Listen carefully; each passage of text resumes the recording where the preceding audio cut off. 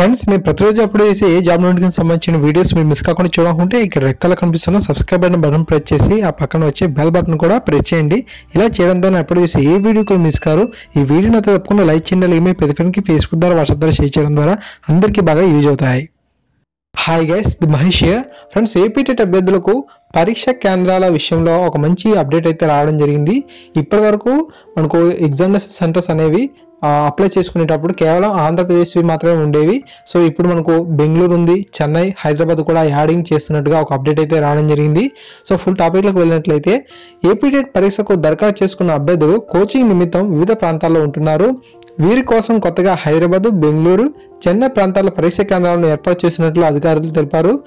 గతంలో ఏపీలోని ప్రాంతాలు మాత్రమే పరీక్ష కేంద్రాలు ఉండగా తాజాగా ఈ 3 కేంద్రాలను ఏర్పాటు చేశామని, అభ్యర్థులు కావాలంటే పరీక్ష కేంద్రాలను మార్చుకోవచ్చని సూచించారు. సో ఈ విధంగా మనకు ఒక అప్డేట్ అయితే రావడం జరిగింది.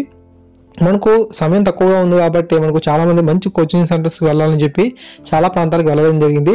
సో మనకు హైదరాబాద్లో కూడా మంచి కోచింగ్ సెంటర్స్ ఉన్నాయి, బెంగళూరులో ఉన్నాయి, చెన్నైలో కూడా ఉండడం అయితే జరిగింది కదా. సో అందువని చెప్పి చాలా ప్రాంతాలకు వెళ్ళిపోయారు. సో మళ్ళీ ఎగ్జామ్కి రావాలనుకుంటే మళ్ళీ ఆంధ్రప్రదేశ్కి రావడం అంటే చాలా కష్టం కదా అంత దూరం నుంచి. సో మీరు తప్పకుండా హైదరాబాద్లో కావాలంటే హైదరాబాద్లోని, బెంగళూరు, చెన్నైలో కూడా ఈ యొక్క ఎగ్జామ్కి రాయొచ్చు అనమాట.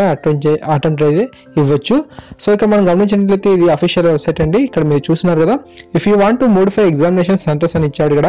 సో ఇక్కడ మీరు మార్చుకోవాలంటే ఇక్కడ చూడండి, new APTET examination centres are Bengaluru, Chennai, Hyderabad only. So ఈ యొక్క 3 ప్లేసెస్లో మనకు ఎగ్జామినేషన్ సెంటర్స్ అయితే ఉంటున్నాయి. సో కావాలంటే మీరు అప్లై చేసుకోవచ్చు. ఇక్కడ జస్ట్ మీరు క్లిక్ హియర్ అని క్లిక్ చేయండి.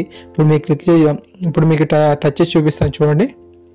జస్ట్ మీరు అక్కడ క్లిక్ చేస్తే చాలు, మనం నెక్స్ట్ పేజ్కి వెళ్తాము.